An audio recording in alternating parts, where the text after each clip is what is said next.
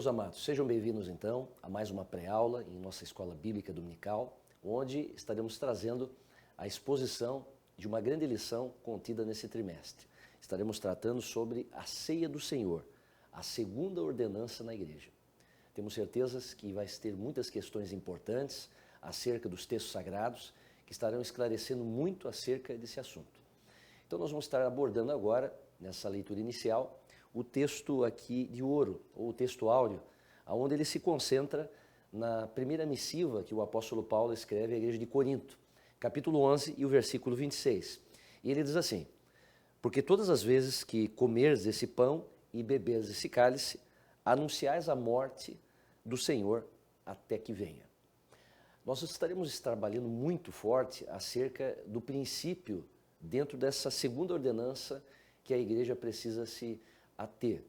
Nós sabemos muito bem que quando Paulo trouxe isso dentro do contexto da igreja de Corinto, nós podemos perceber que havia sempre uma preocupação do apóstolo, devido a algumas divisões que estavam acontecendo durante o período da época na igreja de Corinto. Estaremos abordando ainda, na sequência, muito mais questões ainda vitais para esse tipo de assunto. Mas vamos trabalhar agora com a verdade prática. E ela diz assim em nossa lição: a ceia do Senhor, como uma ordenança, celebra a comunhão do crente como o Senhor ressuscitado. Então aqui nós podemos ver que essa verdade, ela trabalha em cima de algo realmente pontual. A verdade sobre a ceia. O que te traz disso, nós como cristãos devemos se atentar. Claro que a comunhão entre irmãos é muito intensa em nossas igrejas e sabemos muito bem que ela tem que ser celebrada de uma forma muito alegre dentro da ceia do Senhor. E aqui nós podemos ver que dentro da doutrina bíblica, isso é muito recomendado e trazido à tona por homens de Deus, como o apóstolo Paulo, que nós vamos trabalhar aqui, e também a pessoa de Jesus, que introduz isso de forma inicialmente nos evangelhos. Agora a leitura bíblica em classe, ela vai se concentrar toda ela na primeira carta que o apóstolo Paulo escreve à igreja de Corinto, o capítulo 11, do 17 ao 34. Estaremos trazendo alguns textos que é trazido aqui na lição pelo comentarista, e a introdução, ela trabalha da seguinte forma: assim como o batismo em águas, a ceia do Senhor também é uma ordenança dada por Jesus à sua igreja. Ao longo da história, a igreja tem a ceia do Senhor como uma das celebrações mais significativas. Nesse sentido, o cristão pode contemplar a ceia sob três perspectivas. Primeiro, um olhar para trás quando contemplar Cristo entregando-se em sacrifício vicário na cruz. O segundo, um olhar para o presente, quando vê sua real condição diante de Deus e como foi alcançado pela graça de Deus. A terceira já é um olhar para o futuro, quando mantém sua expectativa e esperança na segunda vinda de Cristo. Nesse sentido, a ceia do Senhor é uma cerimônia que deve ser celebrada com reverência, júbilo e expectativa. Aqui, irmão, superintendente, professores que estão trazendo explicações, orientações importantes. O comentário que eu trago nessa parte inicial, nesse preâmbulo, nessa introdução, e que você precisa se atentar, é que a ceia do Senhor, ele é um ato de suma importância em si mesmo e na vida do cristão. Ele não é um mero símbolo, mas sim uma das verdades centrais da nossa fé. Aqui, na Bíblia Sagrada, a ceia ela lembra a morte de Cristo em nosso lugar, bem como também a segunda vinda, que Paulo vai estar trabalhando forte nessa carta, tendo em vista ainda as suas verdades bíblico-teológicas, aonde cabe nos tomar, digamos assim, o assento à mesa do Senhor com solenidade e redobrada reverência. Mas é evidente, meus irmãos, que a ceia não é apenas aqui um ato celebrado pela igreja, mas também uma proeminente doutrina bíblica. Em geral, quando nós analisamos isso, todos sabem como proceder, todavia poucos conhecem a doutrina, pois depende do estudo da palavra que é abordado. E aqui a Bíblia afirma que Paulo, ele recebeu o ensino da ceia diretamente do Senhor. E o texto de 1 Coríntios, capítulo 11, versículo 23, ele diz: porque eu recebi do Senhor como também vos ensinei. Algumas pessoas mal intencionadas e até mesmo pessoas que não têm conhecimento acabam dizendo que Paulo havia copiado essa parte do trecho do versículo 23 dos evangelhos, porque automaticamente quando você analisa a hermenêutica, a interpretação bíblica, cada autor ele não recebeu apenas as orientações de Deus para escrever, mas ele também teve fontes oculares onde eles pesquisaram.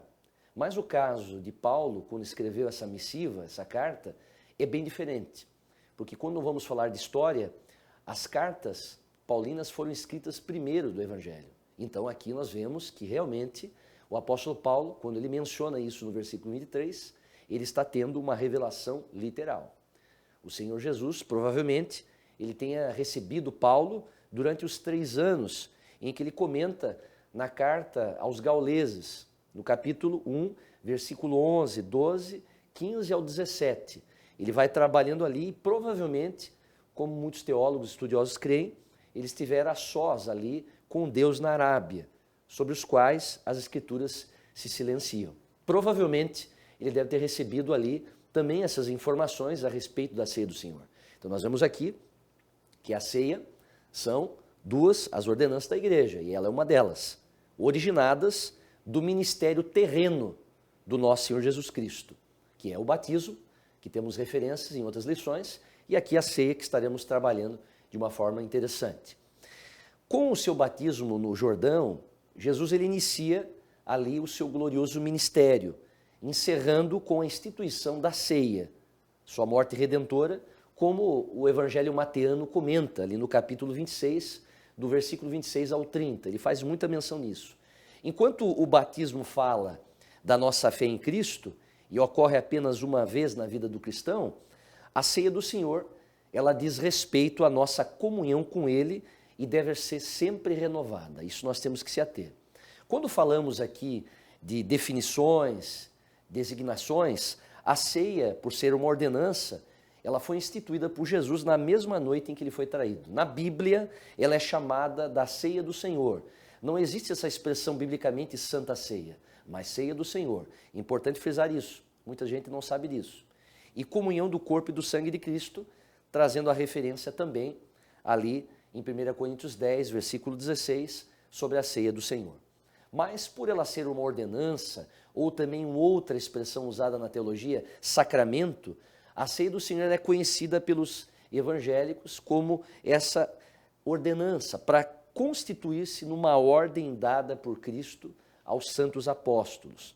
Por isso que agora, nessa parte do tópico 1, a natureza da ceia do Senhor na tradição cristã, nós vamos se ater agora no primeiro subtópico, que ele traz sobre a tradição romana. O que nós temos que comentar aqui para lhe ajudar dentro dessa aula? O comentarista trabalha sobre o romanismo, ele trabalha em cima dessa menção nesse primeiro subtópico. E ele fala que o romanismo ele compreende de forma literal expressões ditas por Jesus em referência aos elementos da ceia do Senhor. Evidente que quando se trata da tradição romana, quando fala-se do romanismo, o que seria isso?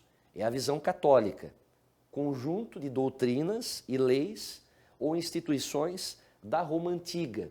Por isso que é muito usado essa expressão e o comentarista, no primeiro subtópico ele comenta, o romanismo. Então, essa ideia, essa doutrina católica na tradição romana, o que ela preza? Ela preza por um termo muito antigo, que é uma palavra latim, vinda do vocabulário romano da época. E ali, o lado da tradição romana, ele se atém, que é o comentário que a própria lição trabalha, a transubstanciação. Isso é um termo perigoso, aonde quando nós analisamos ele dentro do latim, que ele veio dessa forma, a palavra trans significa no latim além, e substancia, que é a expressão verbalizada no latim, trabalha em cima da substância. Isso que significa, além da substância. Então nós vemos que a tradição romana, ela acredita que a mesma mudança da substância do pão e do vinho ocorre em cada celebração dessa tal Eucaristia que eles trabalham fortemente. Na visão deles, eles comentam que o pão ele é mudado no corpo de Cristo, mas dado que Jesus, ressuscitado dos mortos, está vivendo não somente seu corpo estar presente, mas Jesus, ao todo, ele é o corpo e o sangue, alma e divindade. Então, a mesma crença, na visão deles, é válida ao seu sangue. Então, a ideia deles para a igreja, na visão primordial, por meio da transubstanciação, que Cristo está real, verdadeiro e substancialmente presente sob as aparências remanescentes do pão e do vinho. Então, a transformação permanece pelo tempo em que as aparências remanesceram, ou seja, durarem. Então, por essa razão, eles acreditam que os elementos consagrados são preservados. E eles geralmente utilizam esses elementos e eles colocam num tabernáculo, que eles chamam ali de sacrário, para que a Sagrada Comunhão possa ser dada aos doentes ou a quem está morrendo e também de forma secundária, mas ainda muito estimada para a finalidade de adoração. Então veja que essa tradição romana é meio estranha, muito complicada e antibíblica. Essa transubstanciação que eles falam é uma mudança da substância do pão e do vinho na substância do corpo e sangue de Cristo, no ato da consagração. Então essa doutrina adotada pela Igreja Católica, ela defende e acredita nessa presença real de Cristo na Eucaristia dentro desses elementos.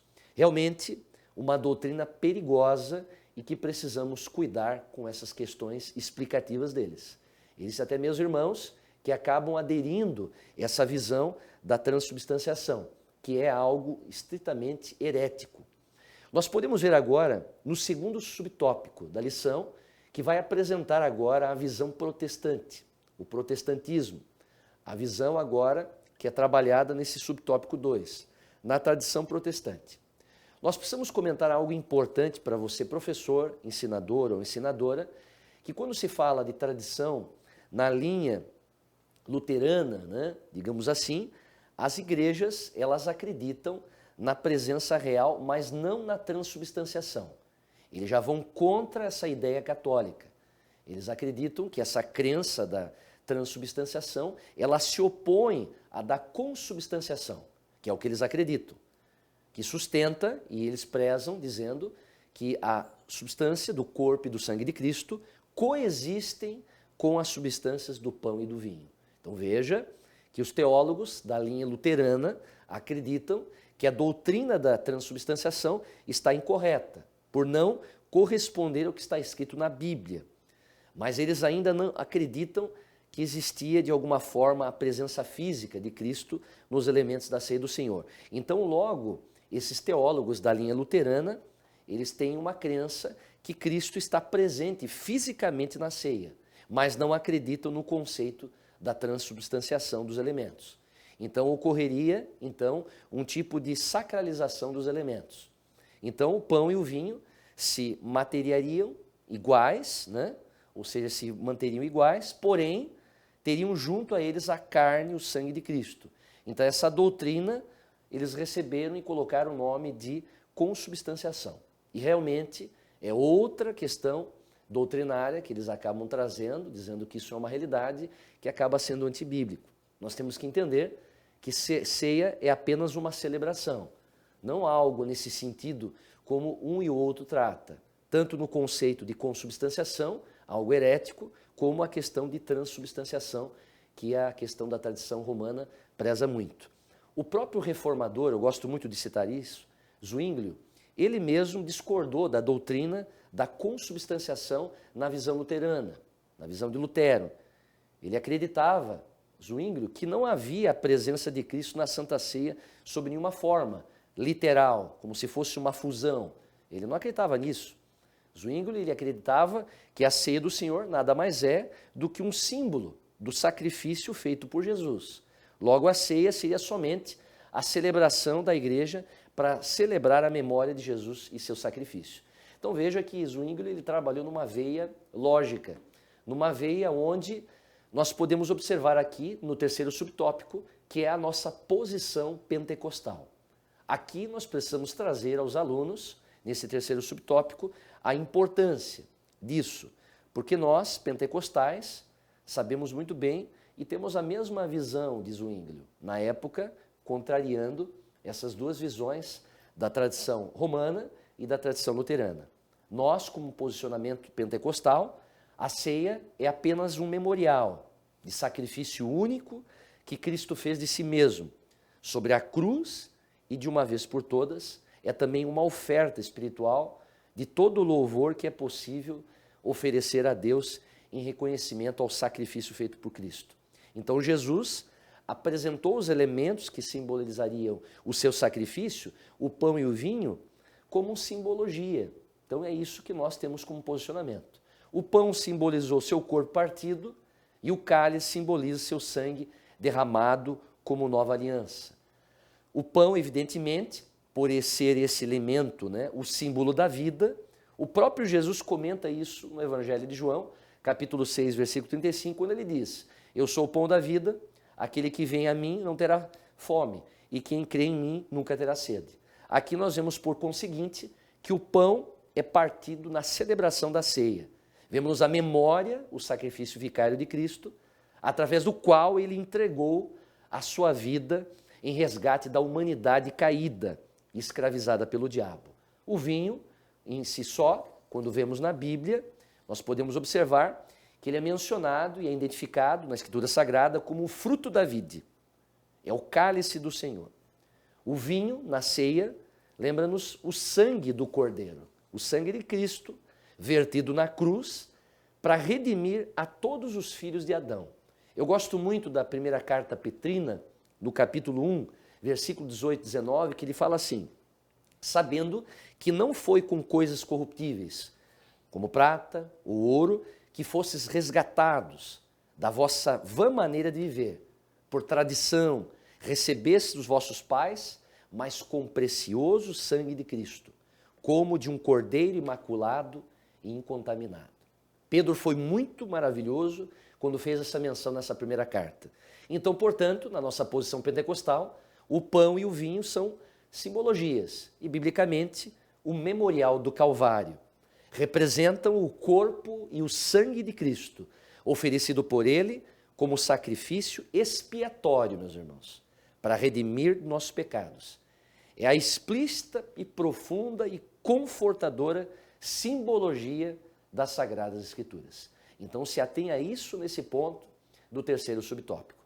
Agora nós vamos começar pela parte central, né, dessa lição, que temos aqui no tópico 2, o propósito da ceia do Senhor. Eu considero essa aqui muito interessante, porque aqui nós vamos descortinar muitas coisas indagadoras de comentários errados acerca desses pontos.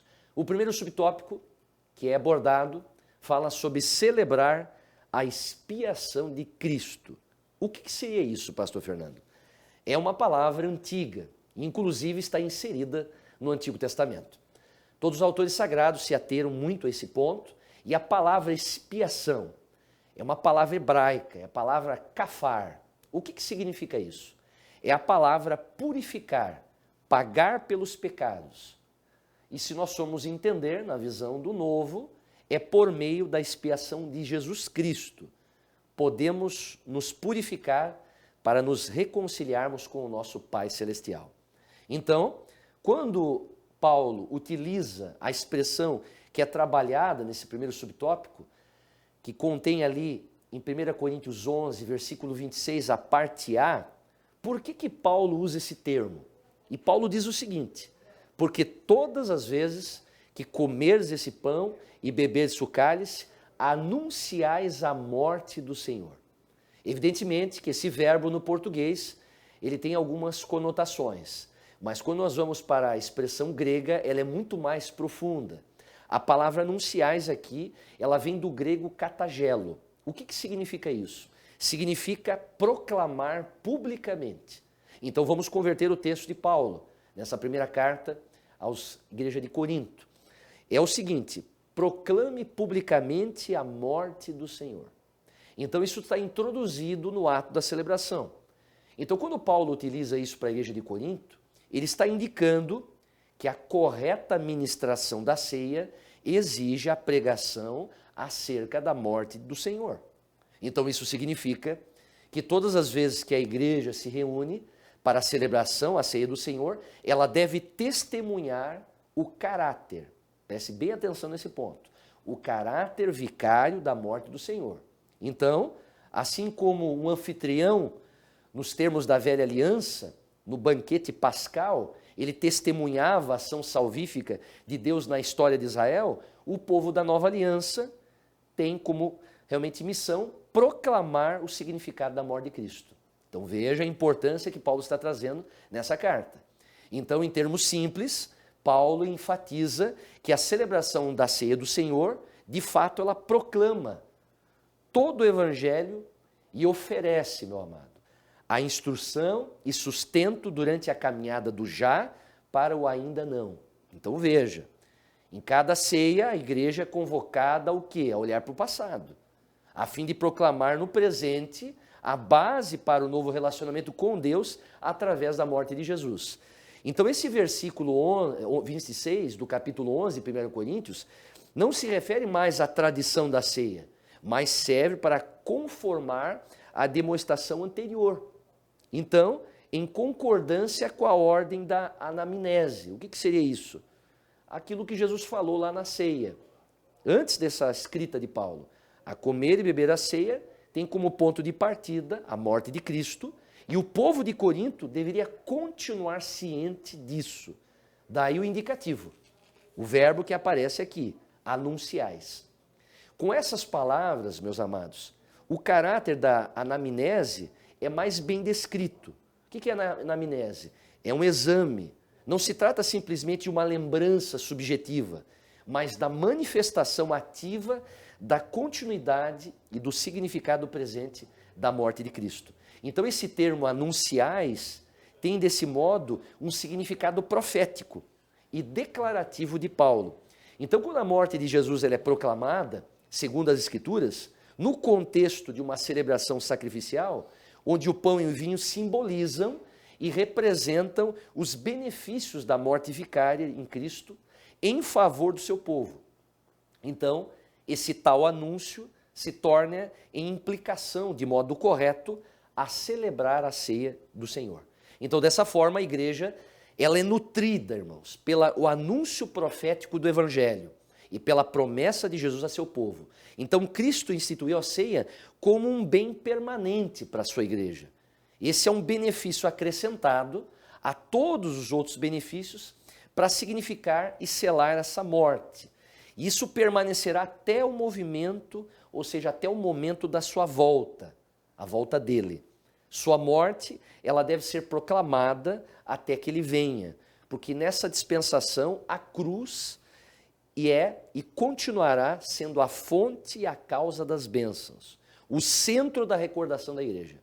Então, na perspectiva paulina, aqueles que visam reunir-se para melhor devem se alimentar da proclamação do pão da vida, trazendo à memória por meio do anúncio profético do Evangelho a cruz de Jesus Cristo e o significado da sua morte. Então, por esse sacrifício e analisando esse princípio dessa proclamação da morte do Senhor, a igreja reúne-se cada vez mais cônscia, digamos assim, que a ceia do Senhor, ela enfoca a totalidade da pregação do Evangelho a respeito do sacrifício de Cristo e põe a mesa com ele. Então veja a maneira magnífica desse ponto do capítulo 11 de 1 Coríntios, versículo 26. Está aí uma exposição importante para que você passe para o aluno. Segundo subtópico, proclamar a segunda vinda de Cristo. Isso aqui é determinante. Eu considero agora o versículo 26, a parte B, falamos da A parte B, ele fala, até que ele venha. Paulo, agora ele trabalha na parte escatológica orientada. A ceia do Senhor é escatologicamente orientada. Com isto, o que se quer dizer é que a mesa do Senhor, além do sacrifício aqui, aponta para um sacrifício absoluto de Jesus em nosso lugar. Também expressa o caráter escatológico da vinda do reino de Deus. Então, o estabelecimento do reino de Deus e a nova aliança estão indissoluvelmente ligados no significado da ceia do Senhor. Nesse sentido, o culto cristão da ceia do Senhor nos reconduz para trás, ao crucificado, ao ressuscitado, e nos transporta em seguida para aquele que virá no fim dos tempos. Então veja que o ênfase de Paulo na primeira carta de Coríntios, capítulo 11, versículo 26, e dá um ênfase no direcionamento escatológico da ceia do Senhor por Paulo. Então esse aqui é uma marca dos estudos contemporâneos sobre a teologia da ceia do Senhor. Então muitos estudiosos têm feito da dimensão escatológica da mesa do Senhor um fator decisivo para a determinação exegética do significado da ceia. Então esse ênfase que Paulo traz aqui no versículo 26, essa parte B, escatológica, é vista no labor interpretativo. Então, no entendimento, na verdade, de Paulo, Paulo toma como seu ponto de participação essa concepção cristã primitiva da refeição do Senhor como uma antecipação da mesa de comunhão com Cristo na festa messiânica. Então, e é que desse ponto de vista que Paulo interpreta as palavras de Jesus que ele recebeu da ceia acerca do comer e beber seu corpo e seu sangue. Então, como base, nesse ênfase que ele fala, até que venha, nós temos algo que seria algo sobre a esperança, a teologia da esperança. Esse ênfase que Paulo trata, quando ele diz, porque todas as vezes que comeres esse pão e beberes esse cálice, anunciais a morte do Senhor até que venha. O que é isso? É a teologia da esperança. Isso qualifica a ceia como uma antecipação, digamos, proléptica do reino futuro. Como assim, pastor? O sentido, a ceia, é um sacramento antecipatório da comunidade messiânica, para fazermos justiça com o texto bíblico e, sobretudo, para que se participe corretamente da mesa do Senhor, é preciso levar em conta o sentido escatológico da ceia, sem, contudo, perder, meus irmãos. Isso não pode se perder de vista, que a vinda do Senhor, ou seja, a vinda do reino, não compete com o significado sacrificial da mesa do Senhor. Não compete. O significado da morte expiatória de Jesus em nada diminui o cumprimento escatológico realizado e a orientação escatológica manifesta. Então, a correta participação da mesa do Senhor, da ceia do Senhor, requer que o coração do povo, da aliança, recorde a morte de Jesus, proclame no presente o significado da sua morte, sem perder de vista a expectativa da sua volta. Então, dessa forma, a ceia, ela coordena o passado, presente e futuro. Então, em todos os relatos, todos, tanto no de Paulo como nos relatos dos evangelhos, o elemento escatológico está conectado indissoluvelmente ao significado sacrificial da ceia. Então, em comunhão, o próprio conceito, a comunhão, não somente aponta para o passado, para o que o Cristo fez, mas também para adiante, para o que ele ainda vai significar para nós. Então veja que a celebrar a ceia do Senhor, lembra-se que o pão e vinho, no contexto da refeição sacrificial, ela está presente e sempre acompanhada pela maravilhosa promessa, que nós não podemos esquecer. E qual é ela? Marcos 14, 25, eu gosto demais, que ele falou assim, Jesus: em verdade vos digo, que jamais beberia o fruto da videira até aquele dia em que hei de beber novo no reino de Deus. Então aqui é algo tremendo acerca desse ponto, A ceia do Senhor é a refeição da redenção, o cálice da salvação. Então, nós podemos ver que o pão da igreja, porque se fundamenta a morte de Cristo. Então, é muito importante esse ponto, mas é assim apenas durante o tempo interino entre o cumprimento que já começou e a consumação que se espera. Jesus dá aos seus discípulos seu corpo e seu sangue como alimento para o caminho que ainda está à frente.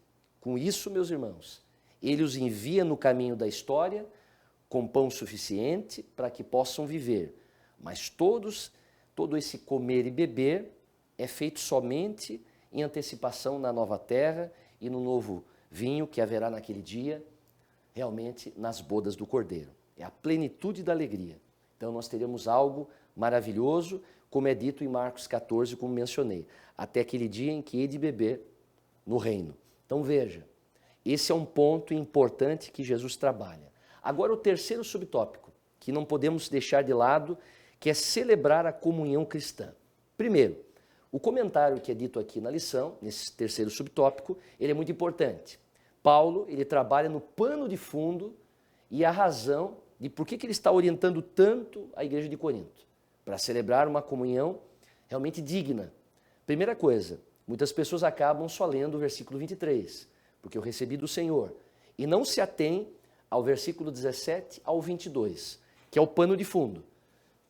Naturalmente, todo esse ambiente, na época de Corinto, resultou também em problemas, inclusive na celebração da ceia do Senhor.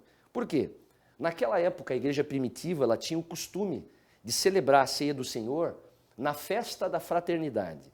Historicamente, essa festa era conhecida como ágape, a festa do amor, e era também celebrada junto na ceia do Senhor. Então preste bem atenção nesse ponto. É o lado histórico, é intocável. O objetivo primário dessas festas de fraternidade era exprimir a unidade e amor entre os cristãos. Então, nessas ocasiões, os cristãos mais abastados também compartilhavam alimentos com os mais pobres. Mas não era isso que estava acontecendo na prática da igreja de Corinto. Eles se reuniam e, na verdade, os crentes cristãos de Corinto faziam dessas festas verdadeiros banquetes que favoreciam a glutonaria e a embriaguez de certos grupos. Enquanto isso, os outros membros da comunidade ficavam excluídos na festa. Eles não deixavam comer. Enquanto alguns comiam exageradamente, outros passavam fome na festa. Então esse comportamento que Paulo revela, inclusive o contraste social entre aqueles cristãos, parece que os mais pobres eram envergonhados pelos mais ricos. Se você observar o capítulo 11, o versículo 22, ele comenta isso. Então todo esse comportamento reprovável se estendia na celebração da ceia do Senhor.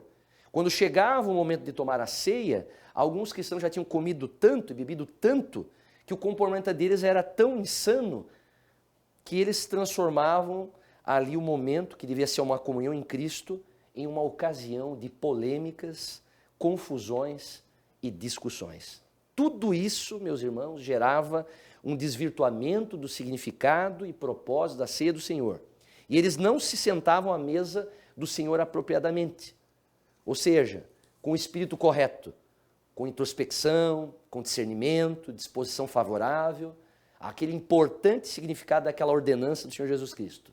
Para muitos deles, o participar da ceia do Senhor simplesmente implicava em comer mais um pedaço de pão e tomar mais um cálice de vinho até ficar realmente bêbado. Então veja que é por causa disso que nós estamos observando que Paulo escreve a importância de celebrar corretamente. Agora nós estamos no terceiro ponto, o terceiro tópico agora da lição, o modo de celebração da ceia do Senhor. Agora nós vamos desenvolver algo final aqui na lição, que é algo que nós precisamos se ater. O que ele trata agora no primeiro subtópico, que é polêmico? O que é participar indignamente? Esse é o primeiro subtópico da terceira parte da lição. Qual é a razão que é mencionado Paulo essa expressão? Indignamente. Na própria lição é comentado a palavra grega anexios, ou anaxios, nesse ponto principal. O que significa isso no original? Eu considero isso aqui muito importante. A ideia de anaxios, que é a palavra indignamente, significa de modo impróprio, procedimento impróprio, procedimento inconveniente. Então esse significado que Paulo fala no versículo 27 da primeira carta à igreja de Corinto, no capítulo 11, ele usa esse termo, muito intenso, para proceder na celebração da ceia. Mas, de fato, o que significa tomar ceia indignamente? O significado correto do que seria tomar ceia indignamente tem sido debatido ao longo do tempo pelos grandes estudiosos, teólogos, e, de fato, a expressão quem comer do pão ou beber do cálice do Senhor indignamente pode ser aplicada de forma abrangente, porém, nunca se deve separá-la totalmente do seu contexto. Isso aqui é muito importante. Na verdade, muitas pessoas perdem de vista o contexto original em que essas palavras aparecem. Então, isto resulta numa interpretação pobre e muito limitada. Na maioria das vezes, pessoas acabam entendendo que tomar ceia indignamente é participar dela tendo em si algum tipo de pecado específico. No entanto, meus irmãos, participar da ceia indignamente é algo muito mais grave. Muito mais grave. Num certo sentido, todos nós somos indignos perante a ceia do Senhor. Isso é um fato. Porque nossos próprios méritos não conseguiríamos. Nenhum de nós poderia ter a pretensão de se achar merecedor de se assentar à mesa do Senhor. Mas por causa dos méritos de Cristo, aqueles que foram redimidos por Ele podem participar da ceia do Senhor dignamente. Então essa dignidade, ela é refletida em uma participação pela fé genuína. Pela fé que nós podemos entender o pleno significado da ceia do Senhor. Então, através dela, nós tomamos consciência de que essa solene celebração, ela representa a realidade do alto sacrifício definitivo e perfeito de Cristo em nosso favor. Então, esse perigo de tomar ceia indignamente, por isso tomar ela indignamente, é um pecado tão grave que o apóstolo Paulo ele diz que quem participa da ceia indignamente torna-se culpado do corpo e do sangue do Senhor. Então quem toma a ceia indignamente, ele está desonrando o corpo e o sangue de Cristo. Por causa do quê? Da impenitência diante do seu pecado. Quem participa da ceia do Senhor indignamente, ele envergonha, ele insulta o Filho de Deus. Então, caro professor, esse conceito é importante. Então, ao invés de participar dos benefícios da expiação e proclamar a morte de Cristo, quem toma a ceia indignamente, ele participa da culpa daqueles que o mataram. Então, olha só a intensidade, de forma indigna. Mas então, o que deve ser feito? Como não participar da ceia indignamente? Aí nós temos que entender algo importante, que ele cabe o versículo 28 e 29. O que Paulo disse? Examine-se, pois, o homem a si mesmo, assim coma desse pão e beba desse cálice. Porque o come e bebe indignamente, come e bebe para a sua própria condenação, não discernindo o corpo do Senhor. Perceba que Paulo não diz que o crente deve deixar de participar da ceia do Senhor, mas também ele definitivamente não encoraja o cristão a permanecer em sua atitude descabida. Ele diz, examine-se, isso é a anamnese, é a análise interior. Ele discerne o corpo. Com a expressão corpo do Senhor, provavelmente o apóstolo Paulo está se referindo tanto ao próprio corpo físico de Cristo quanto à igreja. O corpo de Cristo foi sacrificado para redimir o seu povo. Então, esses redimidos são unidos a ele, formando a igreja. Por causa dessa união mística, a igreja também é chamada de corpo de Cristo. Tudo isso significa que para não participar da ceia indignamente, é preciso discernir, irmãos, a obra redentora de Cristo. É preciso ter ciência de que o pão e o vinho representam simbolicamente seu corpo partido e seu sangue derramado. Então veja só. Então é preciso examinar-se a si mesmo e olhar para suas falhas espirituais com arrependimento e confissão. E é preciso julgar adequadamente a santidade da celebração, da comunhão, para não ser aquele que tenta destruir a unidade da igreja. Veja a profundidade, meus irmãos, desse conceito. Estamos trazendo uma exposição muito detalhada, porque é um assunto polêmico e muito fraco nas explicações. E agora, o segundo subtópico, ele trabalha agora nesse penúltimo ponto aqui da lição, que é a celebração reverente. Aqui o comentarista se atém ao quê? A situação de Corinto. O que nós precisamos entender que ao participarmos dignamente da ceia do Senhor, estamos genuinamente nos alimentando espiritualmente do próprio Cristo pelo poder do Espírito e desfrutando da verdadeira comunhão do seu corpo. Há pensadores que comentam, que mais do que contribuir com as exposições de uma explicação sobre ceia do Senhor, é também defender esse ponto. Então, muitos teólogos, eles defendem que participar da ceia do Senhor dignamente é ter consciência da nossa própria indignidade. Veja que pensamento tremendo. Eu gosto muito desses pensamentos, realmente, de pessoas que estudam a Bíblia, que trabalham fortemente. E eu repito essa parte aqui, que eles acreditam de uma forma e defendem. Eles defendem que participar da ceia do Senhor dignamente é ter consciência da nossa própria indignidade. Então, tomar a ceia do Senhor indignamente significa participar dela sem discernir, seu verdadeiro propósito e o seu verdadeiro significado. Então, tomar a ceia indignamente é permanecer indiferente, a pessoa que faz isso, à comunhão de Cristo. É desprezar a igreja de Deus, é humilhar aqueles por quem o sangue do Cordeiro foi derramado. Então, a participação da ceia, de forma indigna, é alimentar um espírito amargurado, é favorecer uma natureza facciosa.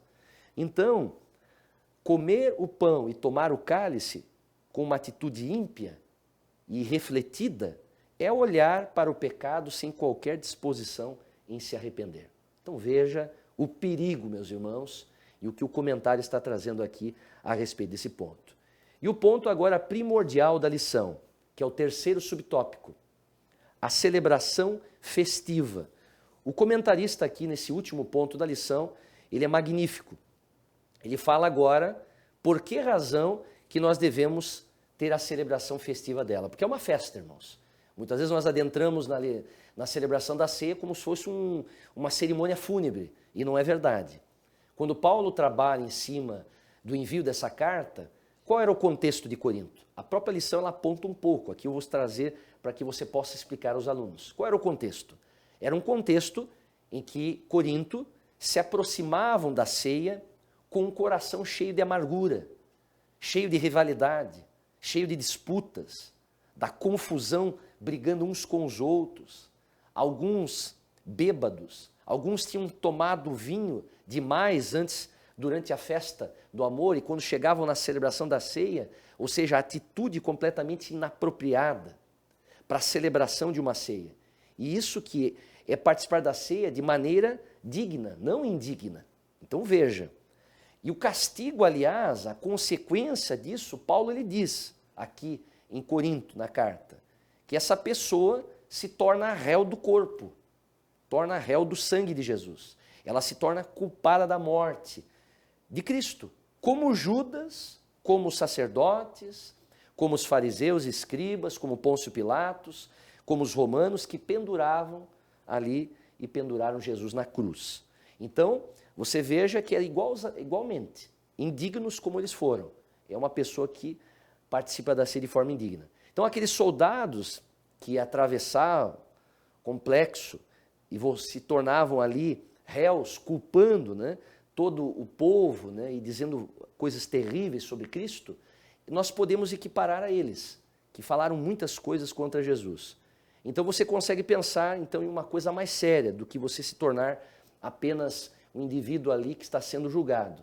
Você é considerado um culpado por participar da ceia indignamente. Então, eu estou trazendo algo profundo. E isso é o que acontece com aquele que participa dessa maneira que Paulo está falando.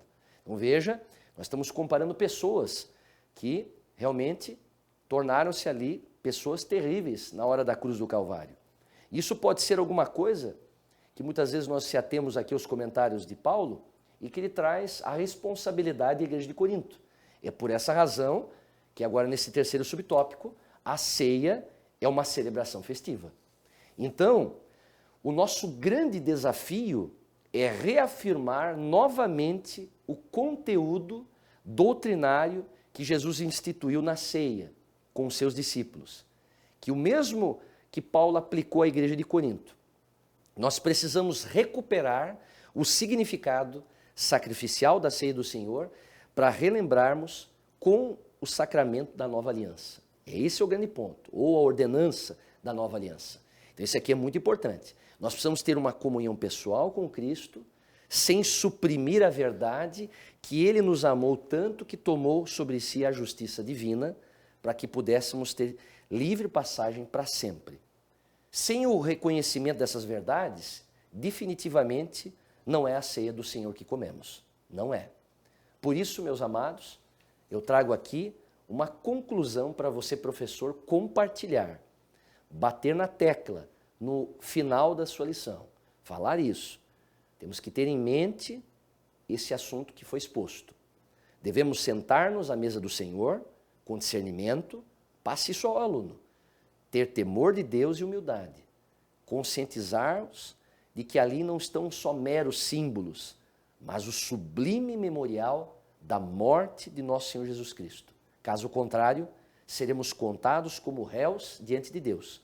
como todos aqueles que fizeram naquele dia e condenaram o nosso Cristo. Igualmente, que o Senhor nos guarde a todos por sua graça.